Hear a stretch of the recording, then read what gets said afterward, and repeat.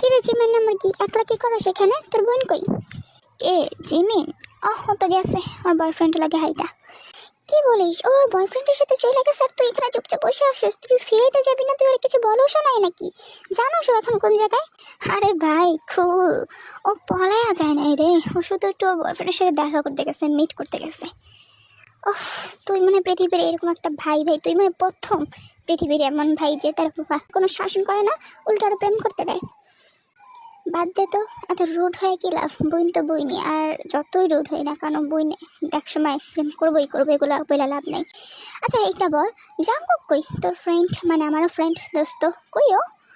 হ্যাঁ, ও গেছে ওর গার্লফ্রেন্ডের লাগে দেখা করতে।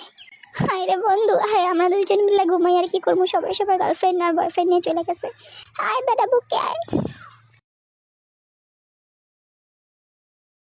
তুমি জানো আমি না তোমাকে পেয়ে সত্যি অনেক ধন্য। আসলে আমি কখনো ভাবতেও পারিনি যে আমি তোমার মতন কাউকে পাবো, এরকম আপন করে পাবো, ভালোবাসতে পারবো। আসলে আমি সত্যি অনেক বেশি লাকি জানো, তোমার মতন একটা গার্লফ্রেন্ড পেয়ে আমি অনেক বেশি হ্যাপি। আমি একবারে ধন্য হতে হতে ধন্যিত হয়ে গেছি। আমি সত্যি তোমাকে খুব ভালোবাসি দেখে, অনেক ভালো। কুকি, আমিও তোমাকে অনেক ভালোবাসি। অ্যান্ড আমি অনেক বেশি লাকি তোমার মতন একটা বয়ফ্রেন্ড পেয়ে, যে কিনা আমার সব আবদারে রাজি হয়ে আছে, কখনো কোনো আবদারে না করে না। I love you so much Cookie, I really love you.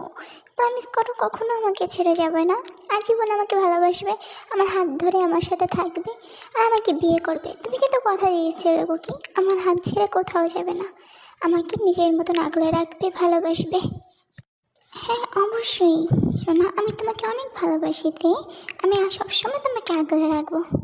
আচ্ছা তে শোনো না, দেখো এখানে না কেউ নেই আশেপাশে বুঝছো, কোনো কোনো মানুষ নেই, আমাদেরকে ডিস্টার্বও কেউ করতে পারবে না, কেউ দেখতেও পারবে না, আশেপাশে কোনো মানুষের ছোঁয়াও নেই বুঝছো, আমি আর তুমি একান্তই একলা।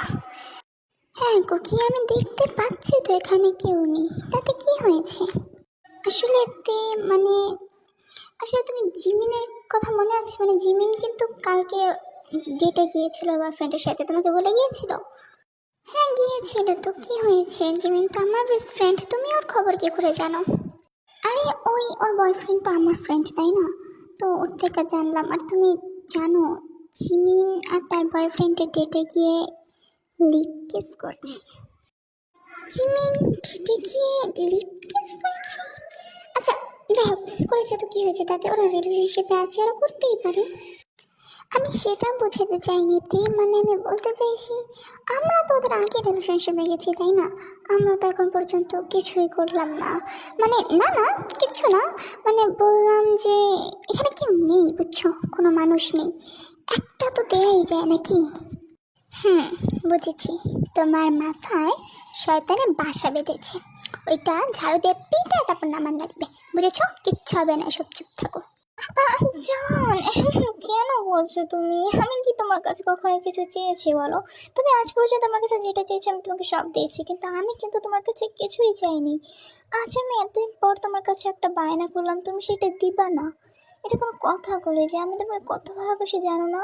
আমি জানি এটা পাপ, এটা ভালো না, এটা হারাম, কিন্তু কেন জানি না আজকে আমার খুব ইচ্ছা করতেছে শোনা, দিলে কি হয়? আমি তো বেশি কিছু চাইনি, আমি তো বাকি বয়ফ্রেন্ডের মতন রুম ডেট না, মানে তেমন কিছু না, বললাম যে আমি তো ওদের মতন অত খারাপ কিছু চাইনি, আমি তো জাস্ট একটা কিস চাইছি। এমন কেন করলো শোনা?